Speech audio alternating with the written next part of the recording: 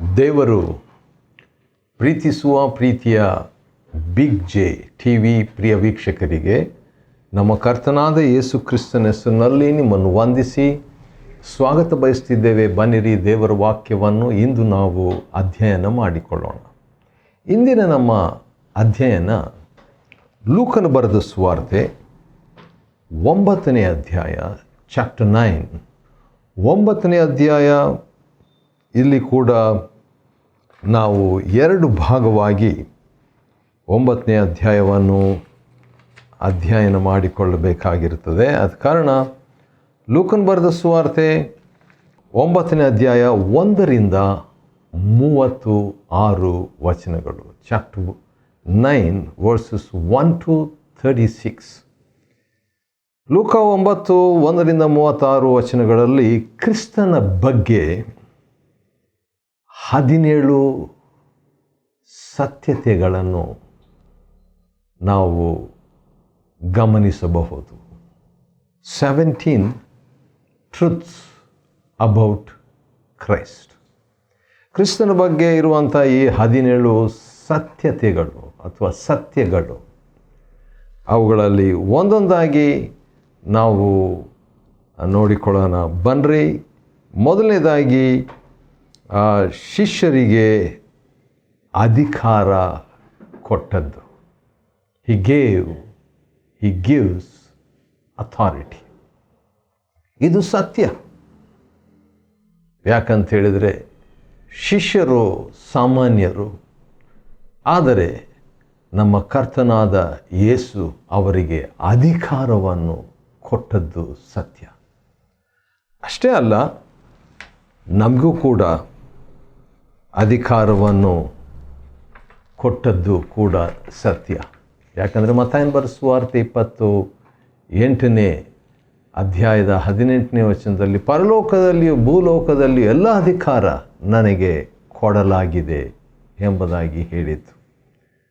ಅಷ್ಟೇ ಅಲ್ಲ, ಆತನು ಅಧಿಕಾರ ಕೊಟ್ಟದ್ದು ಅಷ್ಟೇ ಅಲ್ಲ, ಮಾರ್ಕ 16 ಕೊನೆ ವಚನ ನಾವು ನೋಡುವಾಗ ಶಿಷ್ಯರ ಜೊತೆಯಲ್ಲಿನೇ, ಯಾರಿಗೆ ಅಧಿಕಾರ ಕೊಟ್ಟರೋ ಅವರ ಜೊತೆಯಲ್ಲಿನೇ ಇದ್ದು ಸೇವೆ ಮುಂದುವರಿಸಿದ್ದು ಕೂಡ ಸತ್ಯ. ಎರಡನೇದಾಗಿ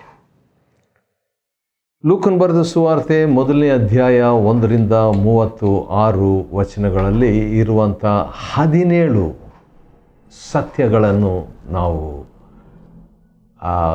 ಗಮನಿಸ್ತಾ ಇದ್ದೇವೆ. ಅದರಲ್ಲಿ ಎರಡನೇದು ಏನಂತ ಹೇಳಿದರೆ ಕಳುಹಿಸಿ ಕೊಟ್ಟದ್ದು. ಅಧಿಕಾರ ಕೊಟ್ಟರು.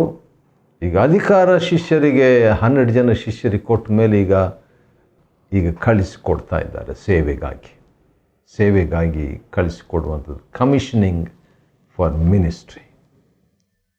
ಕಳಿಸಿಕೊಡಲಿಕ್ಕೆ ಇರುವಂಥ ವೇಳೆಯಲ್ಲಿ ಮೂರನೇದಾಗಿ ಇನ್ನೊಂದು ಸತ್ಯ ಕ್ರಿಸ್ತನ ಬಗ್ಗೆ ನಾವು ತಿಳ್ಕೊಳ್ಬೇಕಾದೇನೆಂದರೆ ಹೇಗೆ ಸೇವೆ ಮಾಡಬೇಕು, ಹೇಗೆ ಸೇವೆ ಮಾಡಬಾರ್ದು ಎಂಬುದರ ಬಗ್ಗೆ ಕೆಲವು ಶಿಕ್ಷಣಗಳನ್ನು, ಕೆಲವು ಇನ್ಸ್ಟ್ರಕ್ಷನ್ಸ್ ಕೊಡುವಂಥದ್ದನ್ನು ನಾವು ನೋಡ್ತೇವೆ. 3ನೇ ವಚನದಿಂದ ಹಿಡಿದು ನಾವು ನೋಡುವಾಗ 3ನೇ ವಚನದಿಂದ 4, 5, 6 ಈ ವಚನಗಳಲ್ಲಿ ಕೆಲವು ಶಿಕ್ಷಣಗಳು, ಕೆಲವು ಸೂಚಿಗಳು, ಕೆಲವು ನಿಯಮಗಳು ಅಥವಾ ಸಿದ್ಧಾಂತಗಳು ಅಂತ ಹೇಳ್ಬೋದು, ಅವುಗಳನ್ನು ಕೊಡ್ತಾ ಇದ್ದಾರೆ. ಏನಂದರೆ ಹಣವನ್ನು ತೆಗೆದುಕೊಳ್ಳಬೇಡ್ರಿ, ಆನಂತರ ಒಂದು ಕಡೆಗೆ ಹೋದರೆ ಅಲ್ಲೇ ವಾಸವಾಗಿರ್ರಿ, ಆನಂತರ ಒಂದು ವೇಳೆ ನಿಮ್ಮ ವಾಕ್ಯ ಸ್ವೀಕಾರ ಮಾಡಿದರೆ ಅವರಿಗೆ ಏನು ಮಾಡಬೇಕು ಅಥವಾ ಒಂದು ತೀರ್ಪಿನ ಒಂದು ಚಿಹ್ನೆಯನ್ನು, ಸೂಚನೆಯನ್ನು ಮಾಡಬೇಕು. ಈ ರೀತಿಯಾಗಿ ಕೆಲವು ಶಿಕ್ಷಣಗಳನ್ನು ಕೊಡುವಂಥದ್ದನ್ನು 3ನೇ ವಚನದಿಂದ ಲೂಕನ್ ಬರೆದ ಸುವಾರ್ತೆ 9ನೇ ಅಧ್ಯಾಯದ 3ನೇ ವಚನದಿಂದ ಇರುವಂಥ ವಾಕ್ಯ ಭಾಗದಲ್ಲಿ ನಾವು ನೋಡಿಕೊಳ್ತೇವೆ. ಇನ್ಸ್ಟ್ರಕ್ಷನ್ಸ್, ಶಿಕ್ಷಣಗಳು. 4ನೇದಾಗಿ ಇದರಲ್ಲಿ ಒಟ್ಟು ಕ್ರಿಸ್ತನ ಬಗ್ಗೆ ಅಥವಾ ಕ್ರಿಸ್ತನ ಶಿಷ್ಯರಿಗೆ ಕೊಟ್ಟಂಥ 17 ಶಿಕ್ಷಣಗಳು, 17 ಸತ್ಯಗಳು ಅಂತ ಹೇಳೋಣ, 17 ಟ್ರೂತ್ಸ್ ಆಫ್ ಕ್ರೈಸ್ಟ್, ಕ್ರಿಸ್ತನ 17 ಸತ್ಯಗಳು. ಮತ್ತು ಅದರಲ್ಲಿ 4ನೇದೀಗ ನೋಡಲಿಕ್ಕಿದ್ದೇವೆ. ಅದೇನಂತ ಹೇಳಿದರೆ, ಶಿಷ್ಯರನ್ನು ಪ್ರತ್ಯೇಕವಾಗಿ ಕರ್ಕೊಂಡು ಹೋದ್ರಂತ ಒಂದು ಕಡೆ. ಯಾಕಂತ ಹೇಳಿದರೆ, ಯೇಸುವನ್ನು ನೋಡಬೇಕಂತ ದೊಡ್ಡ VIP ಚತುರಾಧಿಪತಿಯಾದಂಥ ಹೆರೋದ ಅರಸನು ಯೇಸುವನ್ನು ನೋಡಬೇಕು ಅಂತ ಇಷ್ಟಪಟ್ಟಾಗ ಯೇಸುಸ್ವಾಮಿ ಕ್ವಾಯಟಾಗಿ 12 ಜನ ಕರ್ಕೊಂಡು ಪ್ರತ್ಯೇಕವಾಗಿ ಹೋಗಿಬಿಡ್ತಾರೆ. ಅದು ಕೂಡ 4ನೇ ಸತ್ಯ. ಅದನ್ನು ನಾವು ಲೂಕ 9ನೇ ಅಧ್ಯಾಯ ಮತ್ತು 10ನೇ ವಚನ, 9ನೇ ಅಧ್ಯಾಯ 10ನೇ ವಚನದಲ್ಲಿ ನೋಡ್ಬೋದು. ಅನಂತರ 11ನೇ ವಚನದಲ್ಲಿ 5ನೇ ಸತ್ಯವನ್ನು ನಾವು ನೋಡ್ಬೋದು. ಅದೇನೆಂದರೆ, ಕೆಲವರು ಬೇರೆ ಕಡೆ ಹೋದಾಗ ಕೆಲವರು ಯೇಸುವನ್ನು ಹಿಂಬಾಲಿಸಿ ಸ್ವೀಕಾರ ಮಾಡಿದರು. ಅದು ಕೂಡ ಒಂದು ಸತ್ಯ. ನಾನೇ ಸತ್ಯವು ಅಂತ ಹೇಳಿದ ಆತನನ್ನು ಅನುಸರಿಸಿದರು, ಹಿಂಬಾಲಿಸಿದರು, ಸ್ವಾಗತಿಸಿದರು. ಅದು ಕೂಡ ಒಂದು ಸತ್ಯ. ಅನಂತರ ನಾವು ನೋಡುವಾಗ 11ನೇ ವಚನ, ದೇವರ ರಾಜ್ಯದ ವಿಷಯವಾಗಿ ಅವರ ಸಂಗಡ ಮಾತನಾಡಿದರು. ಯಾರ್ಯಾರು ಯೇಸುಸ್ವಾಮಿಯನ್ನು ಹಿಂಬಾಲಿಸಿದರು, ಯಾರ್ಯಾರು ಯೇಸುಸ್ವಾಮಿಯನ್ನು ಸ್ವೀಕಾರ ಮಾಡಿದರು, ಅವರ ಹತ್ರ ದೇವರ ರಾಜ್ಯದ ಬಗ್ಗೆ ಮಾತನಾಡಿದ್ರಂತೆ. ರಾಜ್ಯದ ಬಗ್ಗೆ ಮಾತನಾಡುವಂಥದ್ದು ಕೂಡ 6ನೇ ಸತ್ಯ. 17 ಸತ್ಯಗಳಲ್ಲಿ 6ನೇದು. ಈಗ 7ನೇ ಸತ್ಯ ನಾವು ನೋಡುವಾಗ, ಸಂಜೆ ಆದಾಗ ಅಥವಾ ಅದಕ್ಕಿಂತ ಮುಂಚೆ 11ನೇ ವಚನ, ಲೂಕ 9 ಮತ್ತು 11ರಲ್ಲಿ ನಾವು ನೋಡ್ತೇವೆ. ಏನಂದರೆ, ಸ್ವಸ್ಥತೆ ಬೇಕಾಗಿದ್ದವರನ್ನು ಸ್ವಸ್ಥ ಮಾಡಿದರು. ಇದು ಕೂಡ ಸತ್ಯವೇ. ನಮ್ಮ ಕರ್ತನಾದ ಯೇಸು ಕ್ರಿಸ್ತನು ಜನರನ್ನು ವಾಕ್ಯ ಸಾರಿದು ಮಾತ್ರ ಅಲ್ಲ, ಅವರಿಗೆ ಸ್ವಸ್ಥತೆಯನ್ನು ನೀಡಿದರೂ ಕೂಡ ಇಂದು ಕೂಡ ಜನರಿಗೆ ವಾಕ್ಯ ಬೇಕು ಮೊಟ್ಟ ಮೊದಲನೇದಾಗಿ, ಮತ್ತು ಮಾನಸಿಕ, ಆತ್ಮಿಕ, ದೈಹಿಕವಾದ ಸ್ವಸ್ಥತೆ ಕೂಡ ಜನರಿಗೆ ಅಗತ್ಯವಾಗಿದೆ. ಯೇಸು ಕ್ರಿಸ್ತನು ನಿನ್ನೆ ಇದ್ದ ಹಾಗೆ ಈ ಹೊತ್ತು ಇದ್ದಾನೆ, ನಿರಂತರವೂ ಹಾಗೆ ಇರುವ ಆತನು ಈ ಅವಶ್ಯಕತೆಗಳನ್ನು ನೆರವೇರಿಸಲಿ. 13ನೇ ವಚನ, ಲೂಕ 9:13ರಲ್ಲಿ ನೋಡುವಾಗ ಅಲ್ಲಿ ಒಂದು ಅವಶ್ಯಕತೆ ಇತ್ತು. ಆವಾಗ ಯೇಸು ಸ್ವಾಮಿ ಇದು ನಿರ್ಜನ ಪ್ರದೇಶ, ಜನರನ್ನು ಕಳಿಸ್ಬಿಡೋಣ, ಯಾಕಂತೇಳಿದ್ರೆ ಅವರು ಹೋಗಿಬಿಡಲಿ, ಬಹಳ ಹೊತ್ತು ಇಲ್ಲಿದ್ದಾರೆ ಎಂಬುದಾಗಿ ಹೇಳಿದಾಗ ಯೇಸು ಸ್ವಾಮಿ, ನೀವೇ ಅವರಿಗೆ ಏನಾದರೂ ಕೊಡ್ರಿ. ಲೂಕ 9:13. ಹಾಗಾದರೆ ಇನ್ನೊಂದು ಸತ್ಯ ಇಲ್ಲಿ ನಾವು ಗಮನಿಸ್ತಕ್ಕದ್ದು ಏನಂತೇಳಿದರೆ, ಜವಾಬ್ದಾರಿಕೆಯನ್ನು ಶಿಷ್ಯರ ಮೇಲೆ ಹಾಕುವಂಥದ್ದು. ಜವಾಬ್ದಾರಿಕೆಯನ್ನು ಶಿಷ್ಯರ ಮೇಲೆ ಹೊರಿಸುವಂಥದ್ದು. Putting responsibility on disciples. ಇದು ಕೂಡ ಒಂದು ನಾಯಕತ್ವದಲ್ಲಿ, ಆತ್ಮಿಕ ಪರಿಪಕ್ವತೆಯಲ್ಲಿ, ಬೆಳವಣಿಗೆಯಲ್ಲಿ ಬೆಳಿಬೇಕಾದರೆ ಇದು ಅಗತ್ಯವಾದದ್ದು. ಕಡೆಗೆ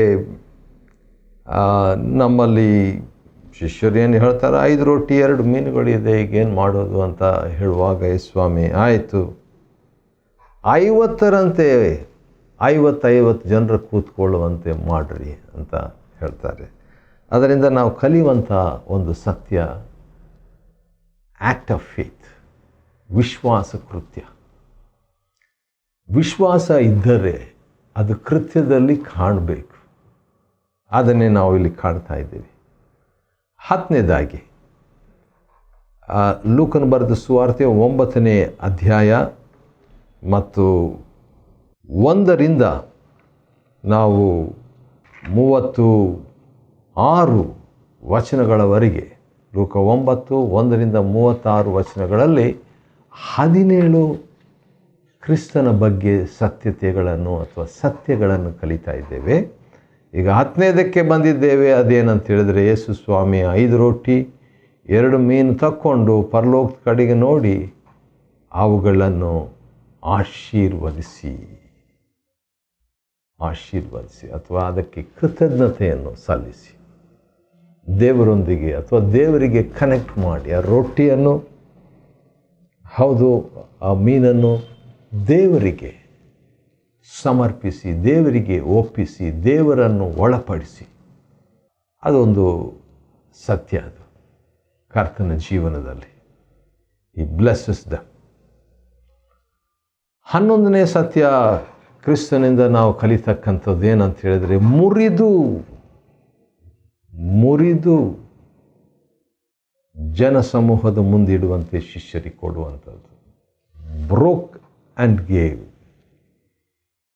ಹಾಗೆ ಈಗ ಪ್ರೇಯರ್ ಮಾಡಿದ್ರಲ್ಲ, ಆಯ್ತು ತಗೊಳ್ರಿ ಅಂತ ಹೇಳಲಿಲ್ಲ. ಪ್ರೇಯರ್ ಮಾಡಿದರು, ದೇವರಿಗೆ ಸಮರ್ಪಣೆ ಮಾಡಿದರು. ಈಗ ಅವುಗಳನ್ನು ಮುರಿದು ಜನರಿಗೆ ಕೊಟ್ಟರು. ಅದು 11ನೇ ಸತ್ಯ. ಆದರೆ ಆ ಸತ್ಯದಿಂದ ಕಲಿಯುವಂಥದ್ದು ಏನಾದರೂ ಸತ್ಯ ಇದೆಯಾ ಅಥವಾ ಪ್ರಕಟಣೆ ಇದೆಯಾ ಅಥವಾ ಪಾಠ ಇದೆಯಾ ಅಂತ ಹೇಳಿದರೆ, ಹೌದು. ನಮ್ಮ ಜೀವನದಲ್ಲಿ ಕೂಡ ನಮ್ಮ ಜೀವನವೇ ಒಂದು ರೊಟ್ಟಿಯಾಗಿದ್ದರೆ ಆ ರೊಟ್ಟಿಯನ್ನು ದೇವರಿಗೆ ಕೊಡುವಾಗ ದೇವರು ಅದನ್ನು ತಕ್ಕೊಂಡು ಅದನ್ನು ಆಶೀರ್ವದಿಸಿ ಇತರರಿಗೂ ಆಶೀರ್ವಾದವಾಗಿರಬೇಕಂತ ಹೇಳ್ಬಿಟ್ಟು ಕೆಲವು ಸಾರಿ ಮುರಿಯುವ ಸಾಧ್ಯತೆ. ಆ ಮುರಿಯೋದಂದರೆ ಏನು? ಶಿಲುಬೆಯ ಅನುಭವ, ಕ್ರಾಸ್ ಎಕ್ಸ್ಪೀರಿಯನ್ಸ್. ಆ ಶಿಲುಬೆಯ ಅನುಭವ ಯಾವ ರೀತಿಯಾಗಿರ್ತದೆ ಅಥವಾ ಯಾವ ರೀತಿಯಾಗಿ ವಿವರಿಸ್ಬೋದು ಸರಳವಾದ ರೀತಿಯಲ್ಲಿ ಅಂತ ಹೇಳಿದರೆ, ನನ್ನ ಚಿತ್ತ ಅಲ್ಲ ನಿನ್ನ ಚಿತ್ತ. ಆ ರೀತಿಯಾಗಿ ಹೇಳುವಾಗ, ಆ ರೀತಿಯಾಗಿ ಅಂದುಕೊಳ್ಳುವಾಗ, ಆ ರೀತಿಯಾಗಿ ತೀರ್ಮಾನಿಸುವಾಗ ಏನಾಗ್ತದೆ? ಒಂದು ನೋವು. ನನ್ನ ಇಷ್ಟ ಅಲ್ಲ ನಿನ್ನ ಇಷ್ಟ. ಆ ರೀತಿಯಾಗಿ ಇರುವಂಥ ಒಂದು ಅನುಭವ, ಅದು ಬಿಡುಗಡೆ ಮಾಡುವಂಥ ಒಂದು ಸತ್ಯ. It's A truth that is delivering, liberating. ಯಾಕಂದರೆ ಕ್ರಿಸ್ತನ ಬಗ್ಗೆ ನಾವು ಲೂಕ 9ನೇ ಅಧ್ಯಾಯ 1-36 ಲೂಕ 9:1-36 17 ಕ್ರಿಸ್ತನ ಬಗ್ಗೆ ಸತ್ಯಗಳನ್ನು ನೋಡಿಕೊಳ್ತಿದ್ದೇವೆ. ಅದರಲ್ಲಿ 12ನೇದು ಏನಂತ ನೋಡುವಾಗ 18ನೇ ವಚನ, ಲೂಕ 9:18, ಯೇಸು ಏಕಾಂತವಾಗಿ ಪ್ರಾರ್ಥಿಸುವಂಥದ್ದು. ಅದು ಕೂಡ ಒಂದು ಸತ್ಯ. ಆ ಸತ್ಯವನ್ನು ನಾನು ನನ್ನ ಜೀವನದಲ್ಲಿ ಅನ್ವಯಿಸಿಕೊಳ್ಳುವಾಗ ಏನಾಗ್ತದೆ? ಬಿಡುಗಡೆ. ಕ್ರಿಸ್ತನ ಹಾಗೆ ನಾನು ಕೂಡ ಏಕಾಂತವಾಗಿ ಪ್ರಾರ್ಥನೆಯಲ್ಲಿ ಸತತವಾಗಿ, ಶಿಸ್ತಾಗಿ, ಕ್ರಮಬದ್ಧವಾಗಿ, ಪ್ರತಿಷ್ಠೆಯಾಗಿ, ಪ್ರೀತಿಯಿಂದ ಕಲಿಯುವಾಗ ಆ ಸತ್ಯ ಅನ್ವಯ ಬಿಡುಗಡೆಯನ್ನು ನನ್ನ ಜೀವನದಲ್ಲಿ ನೀಡ್ತದೆ. ನಮ್ಮ ಜೀವನದಲ್ಲಿ 13ನೇದಾಗಿ 20ನೇ ವಚನ, ಲೂಕ 9:20. ಅದೇನಂತ ಹೇಳಿದರೆ, ಪ್ರಶ್ನೆ ಹಾಕುವಂಥದ್ದು, ತನ್ನ ಬಗ್ಗೆ ಪ್ರಶ್ನೆ ಕೇಳುವಂಥದ್ದು. ಅದು ಕೂಡ 13ನೇ ಒಂದು ಸತ್ಯ. ನೀವು ನನ್ನನ್ನು ಯಾರನ್ನುತ್ತೀರಿ ಎಂಬುದಾಗಿ ಕೇಳುವಂಥ ಒಂದು ಪ್ರಶ್ನೆ. ಆದ ಕಾರಣ ಆತನಿಂದ ನಾವು ಕಲಿಯುವಂಥದ್ದು ಏನಂತ ಹೇಳಿದರೆ, ಶಿಷ್ಯರು ತಮ್ಮೊಂದಿಗಿರುವಂಥ ಸಂಬಂಧವನ್ನು ತಿಳ್ಕೊಳ್ಳುವಂಥ ಪ್ರಶ್ನೆ ಅದು. Knowing the relationship. ಆ ಸತ್ಯ ಕೂಡ ನಾವು ಅನುಸರಿಸಬೇಕು. ಹೌದು, ನಮ್ಮ ಜೊತೆಗಾರರು ನಮ್ಮನ್ನು ಯಾವ ರೀತಿಯಾಗಿ ಅರ್ಥ ಮಾಡಿಕೊಂಡಿದ್ದಾರೆ ಎಂಬುದನ್ನು ಪ್ರಶ್ನೆಗಳ ಮುಖಾಂತರವಾಗಿ ತಿಳ್ಕೊಳ್ಬೋದು. 14ನೇದಾಗಿ 14th ಫ್ಯಾಕ್ಟ್ ಅಬೌಟ್ ಅಥವಾ ಟ್ರುತ್ ಅಬೌಟ್ ಕ್ರೈಸ್ಟ್, ಅದೇನಂತಿದ್ರೆ ಅದೇ ವಚನದಲ್ಲಿದೆ. ಲೂಕ 9:20 ಅದೇನಂತ ಹೇಳಿದರೆ, ಪೇತ್ರನು ಹೇಳುವಂಥ ಒಂದು ಮಾತು, ನೀನು ಕ್ರಿಸ್ತನು, ದೇವರ ಕ್ರಿಸ್ತನು, thou art Christ, son of the living God, ಜೀವಂತ ದೇವರ ಪುತ್ರನು ಎಂಬಂಥ ಒಂದು ಕ್ರಿಸ್ತನು ಎಂಬ ವಿಷಯವನ್ನು, ದೇವರಿಂದ ಬಂದ ಕ್ರಿಸ್ತನು ಎಂಬ ಸತ್ಯ, ಅದು ಕೂಡ ಸತ್ಯವೇ. ಹೌದು, ಕ್ರಿಸ್ತನು ದೇವರಿಂದ ಬಂದ ಅಭಿಷಿಕ್ತನು. ಆ ಸತ್ಯವನ್ನು ನಂಬಿದಾಗ ಬಿಡುಗಡೆ. 15ನೇದಾಗಿ ಶಿಷ್ಯತ್ವ.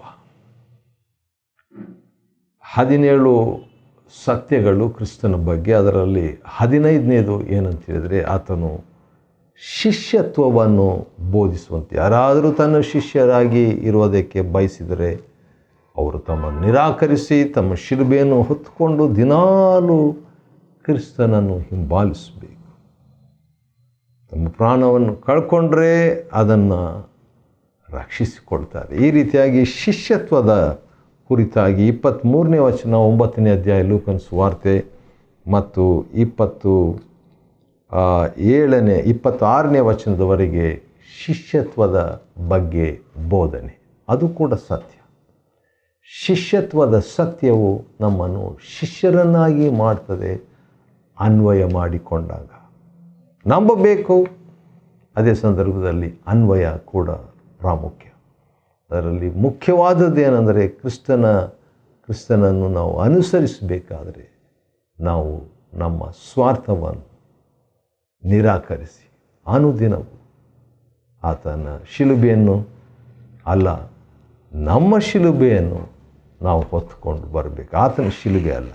ಸರಿ, ಅನಂತರ 16ನೇದಾಗಿ ಎಲ್ಲರೂ ಕೂಡ ರೂಪಾಂತರ ಪರ್ವತ ಅನ್ನುವಂಥ ಪರ್ವತದ ಬಳಿಗೆ ಹೋಗ್ತಾರೆ. ಹೋಗಿದ್ದಾಗ ಮೋಶೆ ಮತ್ತು ಎಲಿಯ ಎಂಬ ಇಬ್ಬರು ಪುರುಷರು ಅಲ್ಲಿ ದರ್ಶನವಾಗ್ತದೆ. ಅದೇ ಸಂದರ್ಭದಲ್ಲಿ ತಂದೆಯಾದ ದೇವರ ಸ್ವರವು ಕೂಡ, ಯಾಕಂದರೆ ಒಂದು ಮೇಘ ಬರ್ತದೆ, ಆ ಮೇಘದೊಳಗಿಂದ ತಂದೆ ದೇವರು ಮಾತನಾಡಿ, ಈತನು ನಾನು ಆರಿಸಿಕೊಂಡ ನನ್ನ ಮಗನು, ಈತನ ಮಾತನ್ನು ಕೇಳಿರಿ ಎಂಬ ಒಂದು ಶೀರ್ಷಿಕೆ ಅಥವಾ ಅನುಮೋದ, ಇಲ್ಲವೇ ಸರ್ಟಿಫಿಕೇಟು ಅಥವಾ ಒಳ್ಳೆಯ ಸಾಕ್ಷಿ ನಾವು ಇರುವಂಥ ಒಂದು ಸತ್ಯ.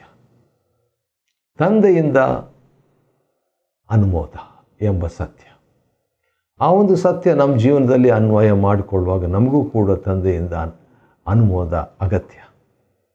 ಆ ರೀತಿ ಅದ ನಂತರ ಆಗುವ 17ನೇ ಒಂದು ಸತ್ಯ ಏನಂದರೆ, ಆ ಧ್ವನಿ ಆಯಿತು. ಅದಾದ ನಂತರ ಲೂಕನ ಸುವಾರ್ತೆ 9ನೇ ಅಧ್ಯಾಯದ 36ನೇ ವಚನದಲ್ಲಿ ಯೇಸುವನ್ನು ಮಾತ್ರ ಶಿಷ್ಯರು ಕಾಣ್ತಾರೆ. ಮೋಶೆ ಇಲ್ಲ, ಮಹಾಭಕ್ತನು ಮತ್ತು ಆ ಇಬ್ಬರು ಪುರುಷರು ಎಂಬುದಾಗಿ ಇತ್ತಲ್ವ, ಮೋಶೆ ಎಲಿಯ ಇಬ್ಬರು ಕೂಡ ಇಲ್ಲದೆ ಯೇಸು ಮಾತ್ರ ಇದ್ದರು. ಇದು ಕೂಡ ಒಂದು ಭಾಳ ಗಂಭೀರವಾದ ಸತ್ಯ. ಯೇಸು ಮಾತ್ರವೇ. ದೇವರ ಸೇವಕರಿಗಾಗಿ ದೇವ್ರಿಗೆ ಸ್ತೋತ್ರ. ಆದರೆ ದೇವರ ಸೇವಕರನ್ನು ಕ್ರಿಸ್ತನೊಂದಿಗೆ ಒಂದು ಮಾಡದೆ ಕ್ರಿಸ್ತನಿಗೆ ಕೊಡ್ತಕ್ಕಂಥ ಪ್ರತ್ಯೇಕವಾದ ಸ್ಥಾನ, ಗೌರವ, ಆರಾಧನೆ ನಾವು ಕೊಡ್ತಕ್ಕಂಥ ಆಶ್ಚರ್ಯ. ಲೂಕನ ಬರೆದ ಸುವಾರ್ತೆ 9ನೇ ಅಧ್ಯಾಯ 1ರಿಂದ 36 ವಚನಗಳನ್ನು ಅಧ್ಯಯನ ಮಾಡಿಕೊಳ್ಳುವಂತೆ ದೇವರು ಕೊಟ್ಟ ಕೃಪೆಗಾಗಿ ಆತನಿಗೆ ಸ್ತೋತ್ರವಾಗಲಿ. ದೇವರು ನಿಮ್ಮನ್ನು ಆಶೀರ್ವದಿಸಲಿ.